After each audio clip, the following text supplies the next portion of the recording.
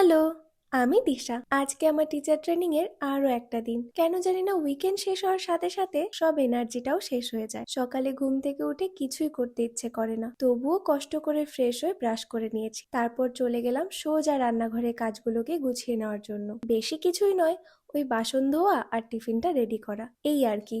তারপর টুক করে সকালে ব্রেকফাস্টটাও বানিয়ে নিলাম। এরপর স্নান সেরে তৈরি হয়ে নেওয়ার পালা। প্রথমে তো ভালো করে স্কিন কেয়ার করা, তারপর একটু হালকা সাজুগুজু। আর এই কানের নিয়ে কনফিউশনটা তো মেয়েদের চিরকালের। ব্যাস, সব শেষে আজকের টিফিন বক্সটাও প্যাক করে নিলাম, আর তারপরে ব্যাগটাকে গুছিয়ে নিয়েই বেরিয়ে পড়লাম। সকালের এই ট্রেনটা আজকে ফাঁকাই ছিল। একটা জিনিস খেয়াল করেছো, ঠান্ডাটা কিন্তু ধীরে ধীরে বেশ ভালোই পড়ছে। তারপর মেট্রো ধরে সোজা চলে গেলাম আমার গন্তব্যে। রোজকারই একই ঘটনা, মেট্রোতে উঠলেই বড্ড ঠান্ডা লাগছে আর নেমেই এই এত রোদ। আচ্ছা বলো তো, এর কি কোনো সলিউশন হতে পারে? তারপর বাচ্চাদের ক্লাসগুলো কমপ্লিট হলে সোজা বেরিয়ে এলাম। আজকে ফেরার সময় ওয়েদারটা কিন্তু বড্ড সুন্দর ছিল। ব্যাস, আজকের ভিডিওটা এখানেই শেষ করছি।